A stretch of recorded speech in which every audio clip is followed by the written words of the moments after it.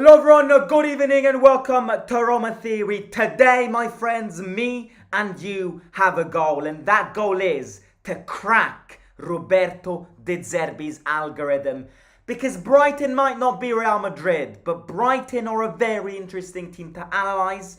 Brighton are a very interesting, detailed team that we need to look at, very detailed, to actually understand their football and to prepare for yet another war on Thursday at the Olimpico in the round of 16 of the Europa League against Brighton and Hove Albion. This is going to be a longer match preview, so get your snacks, get your drinks, because it's teamwork today. Get your comments, get your live chats, comments in, because we have to analyse Brighton today. It's not easy, because De Zerbi isn't making things easy. De Zerbi is considered to be a genius of tactics, a genius, very promising manager. So today we need to look at this game, look at who we're facing, then obviously speak about us and how we can limit and prevent some things. And then I'll review my predicted 11. Nerd mode on. Should we go nerd mode on? I look like what's his name? With these specs on, I look like where is Waldo? Should we do that? Should we do a nerd stream where we analyze detail by detail? Nah, get them off. Anyways, let's get into this. Brighton.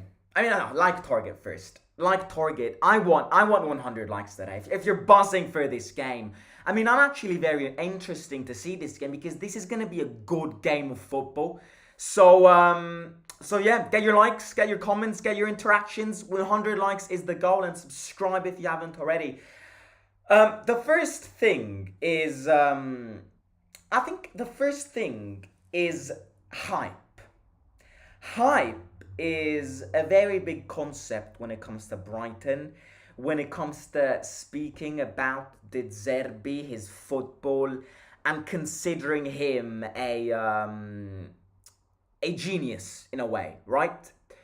Because I have no doubt that De Zerbi is going to be one of the best managers out there. A lot of people say that he's going to be Pep's successor at Man City or Klopp's successor at Liverpool. Without a doubt, his next move is going to be a big move. It's going to be a box office move. With newspaper titles on every single newspaper in the world, whether it will be Barcelona after Xavi leaves, whether it will be Man City after Pep leaves, or Klopp or Liverpool after Klopp leaves, or even Bayern Munich after Tuchel leaves. We don't know, but what we do know is that his next move is going to be a big move, because he is. He's very proclaimed by the media, and that is what De Zerbi is. De Zerbi has he's followed this managerial career where he started at Brescia, then he went to Sassuolo, then during lockdown he went to Shakhtar Donetsk. He was blocked because of the war and because of the pandemic, and then he was the successor of Potter at Brighton. And the fact that he qualified for the Europa League with Brighton made him a big manager. And the way Brighton play, the way Brighton, the scouting department works, the young players they buy, the young players, the project that he has built at Brighton has attracted big clubs, without a doubt. But there is an extent of hype, which we cannot hide. Because a manager who gets battered 4-0 by Luton Town, and a manager who gets battered 3-0 by Fulham at Craven Cottage cannot be a genius of football. So before calling him a genius, I think we need to just get our feet back in the realistic world. I like De Zerbi, and as I said, I'd obviously take him at Roma, even though he's not going to be an option. I take him, of course I take him. Even though I want De Rossi right now, in the long term, maybe I would take him. And I am convinced that next after Brighton, his move is going to be a big move. But there's a lot of hype around him. There's a lot of hype. There's a lot of media hype around the manager who, yes, is good, but this season he's 9th and he gets battered everywhere he goes this season. So he can't be a genius, because if he was a genius, then you wouldn't concede 4 goals to Luton or 3 goals to Fulham. So, okay, Brighton are full of injuries and that is going to contribute to all of that. But I think he's a very good manager. I don't think he's a genius. That's my perspective. People might disagree to this. I know a lot of people uh, listen and watch the Premier League, but my opinion on this is that there's a lot of hype around Brighton. There's a lot of hype around him. The Zerbi, the manager of the century, has completely revolutionized the tactic world of football, the Premier League world. He's gonna be Pep's successor. Yeah, okay, but let's keep our feet on the ground because he is no genius and Brighton ain't no Real Madrid. Brighton are a very beatable team who's living a very a very bad moment. They're in the middle of a crisis. They're in the middle of a bad moment, full of injuries, full of lacks of confidence. And that's where I want to talk about. That's where I want to start this analysis on because we are living a 20 times better moment than Brighton. We look like we've got the hype of the fans back. They've also got the confidence in these players back. He's pumping them with enthusiasm. We've obviously got that redemption arc in us of the Europa League. So this is not going to be an easy game for us, of course, but it's not going to be an easy game against Brighton. And when that draw happened and when we got Brighton, all I saw on Instagram was, Brighton is going to completely obliterate us. Brighton is going to completely annihilate us. Oh my God, I'm scared. The truth is that the Zerbi isn't happy that he picked us. Yes, okay, the draw could have gone better because we could have gotten the likes of Slavia Prague, Villarreal. But this is a very doable game, what I'm trying to say. Brighton or no Real Madrid. So I think this is an equal game, but in terms of experience, in terms of confidence, in terms of the moment we're living a far better moment than Brighton. We have to exploit another sold-out stadium on Thursday. 70,000 fans are going to be there. Let's do this because we can beat them. Injuries are a big part of Brighton. João Pedro, Mitoma, they do have a lot of their key players are missing. I definitely would have said that João Pedro was gonna be their man of the match, not their man of the match, their most valuable and most threatening player. But João Pedro is injured. João Pedro will not be available for both the legs against them. Mitoma, very dangerous winger, is going to be out until the end of the season, so he's going to miss these games against us. In terms of the players they have, I think there are two players in this current Brighton squad that are a bit better than the other two, than the rest. One of them is without a doubt Simon Adingra. Ivory Coast national, very young player. He's been named the future Sadio Mane. The way he moves, the way he attacks, the way he starts wide and then makes himself very big in the box. And that is what is going to be your biggest threat because our fullbacks are weak, our fullbacks are not going to defend well, and people like Adingra can pose massive threats. Let's not forget that Brighton are a Premier League side. Premier League sides are fast sides. Premier League sides are teams which want to win, want to sacrifice themselves, run, rhythm, intensity. That's what the Premier League is. So this cannot be a game where we sit back because when we sit back and we let Brighton feed on our mistakes, that's where they are going to win this game. Because yes, they're not living a good moment, but Brighton, they're a Premier League side, and Premier League sides can easily hurt us. So we need to be very careful on that. The second player who I think is the biggest threat is Enciso. Enciso is kind of their version of Dybala. Again, they wish to have Dybala, and I wish I could call Enciso the Dybala. Enciso is Dybala from Wish. No respect, no disrespect to him and Brighton fans. But Enciso is a great player. Very young, very talented, Argentinian. Gilmer, they've got Billy Gilmer in the middle, Chelsea Academy guy. They've got Lamptey, who I do believe he is injured as well. But yeah, overall, it's not the players who we need to analyze. Because just like any team, it's not the players, it's not a team which has an individual that can win a game. That's not what Brighton are. You know, Real Madrid has Bellingham, which can win games single-handedly. Bayern Munich has Kane, who can win games single-handedly. Brighton or we have Dybala who can win us games single-handedly. Brighton don't really have a standout player which can win them games single-handedly. Brighton are an overall team because a lot of these players are young, a lot of these players we have never heard of, a lot of these players understand what De Zerbi wants, and therefore it's going to be a very tough game, which is where the number one concept of De Zerbi football is, and Ciso is from Paraguay. Sorry, mate, you're right. Absolutely right. What we need to be careful and what we need to understand when analyzing Brighton is possession.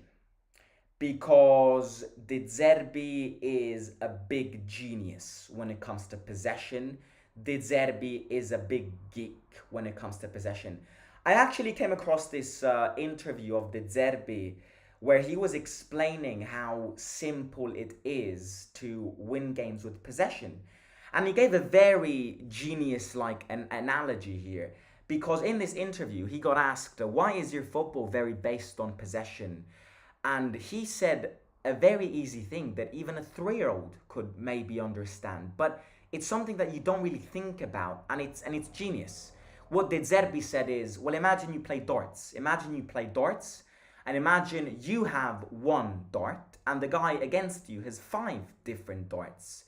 If I, with one single dart, hit that, the probability of me hitting the bullseye is way lower than somebody who has 5 attempts and 5 different darts to do it. And that is very simple, but at the same time, it's just so intelligent. And he's absolutely right. Possession in football is exactly this. The more a team keeps the ball, the more a team creates chances. And the more a team creates chances, the higher the probability they score. And that is very, very easy to understand. But it's something that you look at and you're like, you don't really notice, but it is very true. Brighton are a team which have like 80% of ball possession in games. Thursday's game is going to be a game where we're going to let them have the ball. And it's not us letting them have the ball, it's them finding a way to control the game with the ball.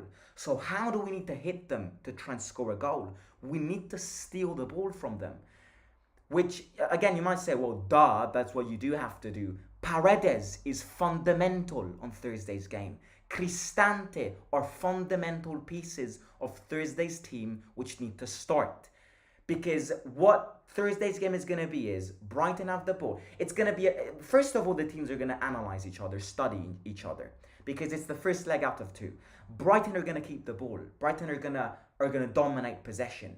We're going to try and... De Rossi is going to try and surprise De Zerbi, no doubt. So De Rossi is going to try and knock this effect down. But De Zerbi is 2 years now that he's been implementing this in his players and in the squad. Possession, football based on possession. Brighton are going to have the ball. We need to be quick, counterattacks, and exploit what is their very weak point. Brighton's defense is a very weak defense.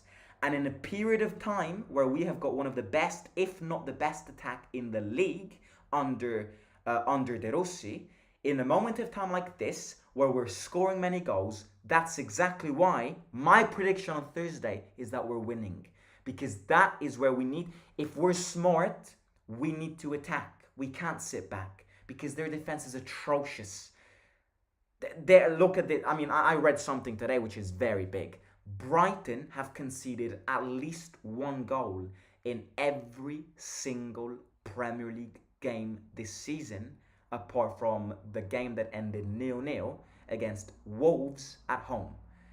Brighton have conceded at least 1 goal in every single Premier League game up to now this season, except for one which ended 0-0.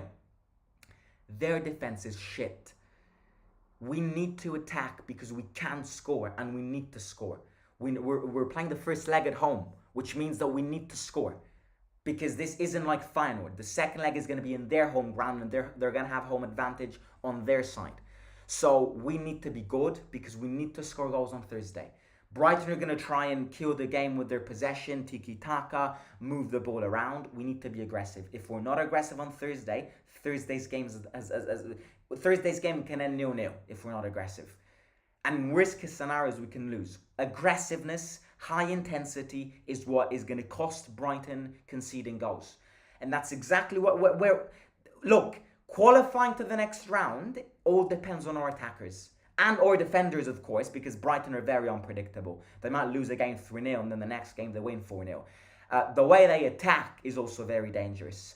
But remember, De Rossi's philosophy is simple. Score one goal more than your opponents. So again, intensity is key on Thursday. It's key. High pressing, high intensity, and just exploiting their defense. Lukaku, Dybala, Pellegrini, El Shaarawy, all of these players which you are going to see in my predicted 11, there's a reason. Because we need to attack, because we need goals on Thursday. So that's effectively what Brighton are. Again, we can't be scared because we are better than them. Brighton as a club are nothing bigger than Torino. You know, Brighton are a team that until 2 years ago were fighting not to get relegated. Now all of a sudden they've switched magic, they've switched cycle, they've switched mechanism, they've switched formations, they've switched tactics, and they've also switched project with the scouting department. So Brighton are not a relegation team anymore. But until 2 years ago, they were a team which scrapped relegation every season. In fact, I believe they got promoted to the Prem like 4 years ago. They're a new team. Brighton are a new team. They don't have much history. They don't have a mega fan base. I mean, I was reading about their fan base. Their biggest, they don't have hooligans. I mean, hooligans is a vast concept. They don't really exist anymore. But Brighton don't have a massive fan base. A group of their fans is called seagull heads because they wear seagull masks in their head. So on Thursday, eyes open because we could see fans wearing seagull heads sitting on the stands. That's what Brighton are. Brighton are a team which brings grandpa, grandma, and aunt and auntie at the stadium on Sunday. Brighton don't know about ultras. That Brighton are new to the hooligan European stage. They're new to this. They're a new team, which has cracked open this door. They've stepped into Narnia very recently, so they don't have experience. They can hurt us. This is not an easy game by any means, but we are better than them. We've got better tools than them, and we need to exploit 3 things: aggressiveness, weak defense, and injury crisis. These are 3 things that we, Roma, need to exploit on Thursday and next Thursday when we play at that Amex Stadium. So, with that being said, predicted 11. Predicted 11 is this. Same exact predicted 11 as Monza, apart from Christensen who's out, Korsdorp who's out, and Cilic needs to come in. Christensen is injured. He's going to be out for a few weeks. He's going to be back after the international break because of a muscle problem. Korsdorp is also injured, so Christensen was not on the UEFA list either way, but he is injured and he's going to miss a few games. Cilic, he's coming from praise. De Rossi praised him. De Rossi devoted a lot of attention and praises to him after the Monza game in the post-match interview. So he's going to be pumped. His confidence is going to be big. He played a good 40 minutes against Monza. He needs a massive game because he's got Adingra against him. So yeah, fingers crossed. It's Turkish Airlines Zeki and not Ryanair Zeki. I'm only joking. On the other side, Spinazzola. Angelino's played against Monza. So I think De Rossi likes rotating the two. We tend to pick Spinazzola in European games. By the way, Svelor in goal, no, nothing new there. This is the critical question. Do we go back 3 or back 4? It's very tempting, and I think there's a high chance of De Rossi picking a back 3 because obviously we need to avoid conceding. Brighton score many goals. Brighton have a good attack. Ferguson is back in this game. So we do need to have a solid defense as well as a good attack. So it's tempting, and I think there's a big chance of De Rossi starting with 3 at the back. The problem is, if we start with 3 at the back, De Rossi it's a way of saying I'm putting my hands up front. No, maybe that's not a good analogy. It's a way of saying, I'm scared, let me protect myself even more. And we don't want to do that because we need to show Brighton that we are better than them. And okay, it's normal for us to protect ourselves more, focus more on the defense against such an offensive side, which bases their football on possession. It's normal, especially for an emerging manager who has no European experience. But starting with three at the back, it's like saying I'm scared. It's like saying I'm scared. I'm a pussy. I want to protect myself. We need to score goals in this game. Starting with three defenders at the back limits our creativity. I've said this 22 times in the last 7 days. When we play with three at the back, we don't score as many goals. And this game, we need to score goals. Because if we don't score goals and then all of a sudden concede, we need to operate a comeback away from home in Premier League soil, in English soil. It's never easy. So we need to win this game and we need to score goals and have a good goal difference. And Dika Mancini. Smalling, again, he's got that Prem experience. He's English himself. But Mancini and Ndika are building momentum. They're very physical. They've got Ansu Fati up front, who's very small. And Adingra, who's very small as well. So I think Mancini and Ndika, Spinazzola and Celik is a physical defense. And that's what you need to obviously defend better. Three in the middle. Cristante, Pellegrini and Paredes. We will need to win balls. We will need to tackle. We will need that. It's going to be a war on Thursday, and we need all of that aggression to get the balls back, start counterattacks, attack them, threaten them. So Bove could start this game again, but he's not getting many minutes. So I can't see Bove starting all of a sudden in this game. But I'm only thinking about something. No, I don't think Paredes is disqualified. I'm having this deja vu that Paredes got a yellow card against Feyenoord and he wasn't supposed to get one. No, I think Paredes is available for this game though. I think I've just imagined that. No, I think Paredes is available. Yeah. I think Paredes is available. So that's gonna be the midfield. El Shaarawy, Dybala, and Lukaku up front.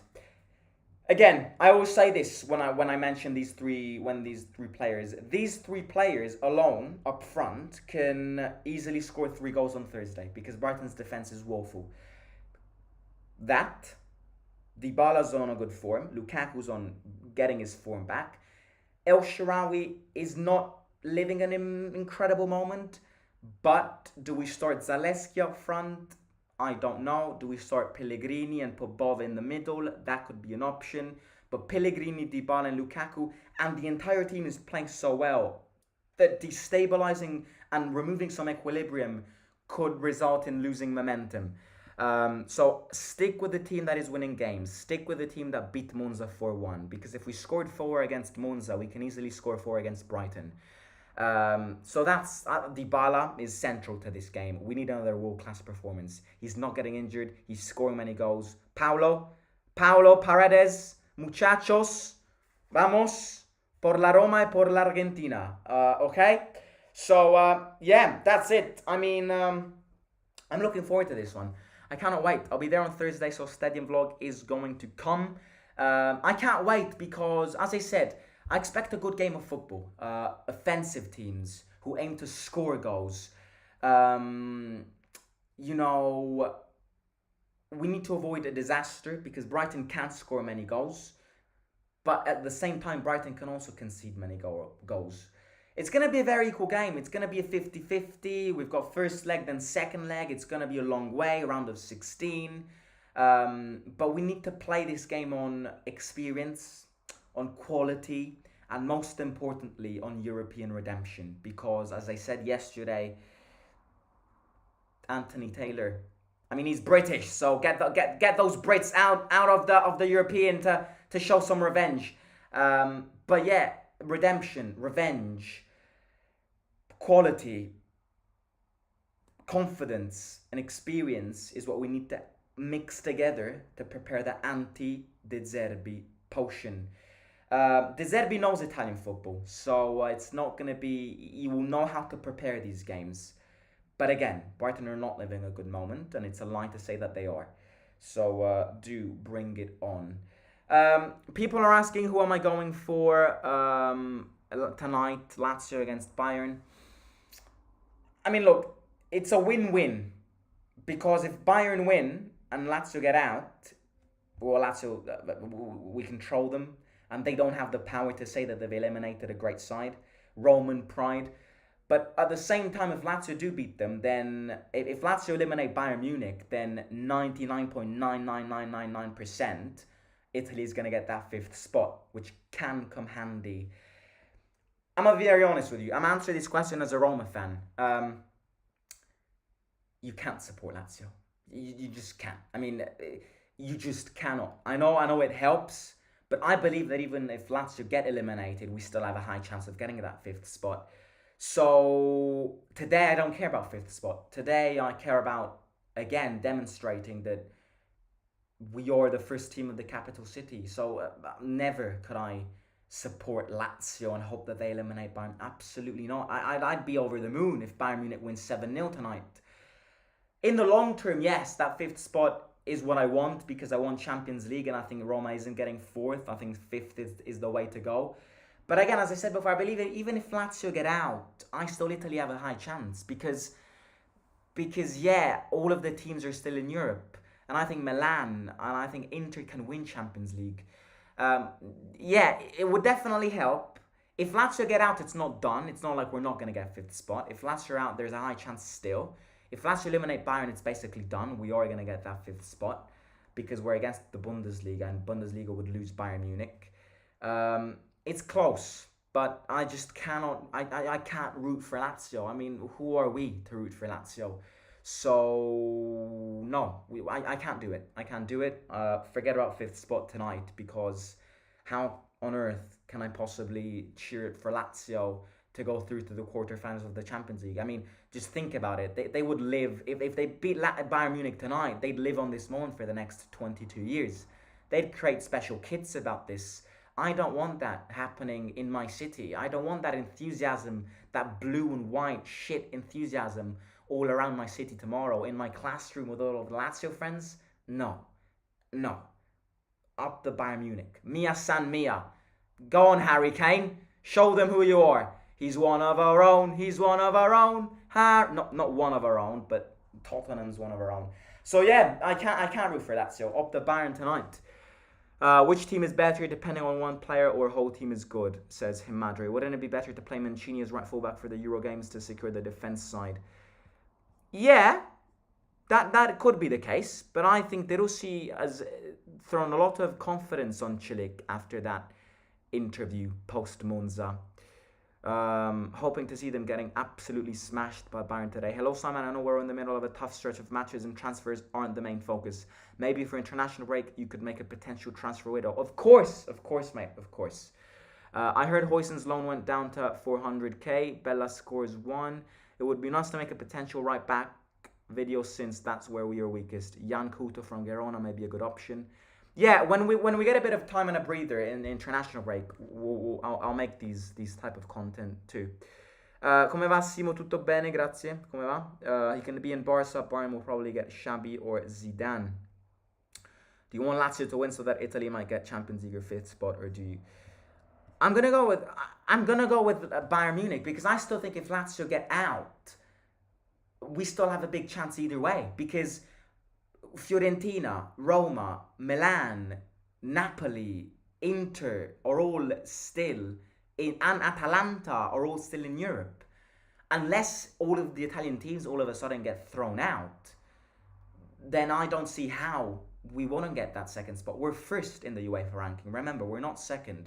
It's a fight between Bundesliga, Premier League and Serie A.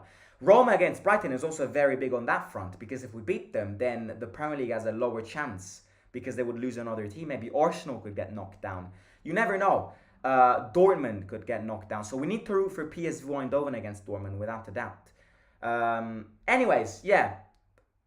Today it's not about 5th spot. Today is about Roman pride. And Roman pride says that Julius Caesar once said, Veni vidi vici. I don't know how that relates with Bayern against Lazio, but yeah, I just wanted to be motivational. No, fuck Lazio tonight. Up the Bayern Munich. Anyways, I hope you enjoyed this a very detailed and analytical match preview. Cannot wait for Thursday's game, but we've got Champions League nights these 2 evenings, so looking forward to that as well. Hit the like if you can get 100 likes on this video. We can send the Seagulls back at sea. So 100 likes and we send Brighton fans back at sea. So yeah, talk to you soon. Hit the like, subscribe, and talk to you soon. See you all. Out.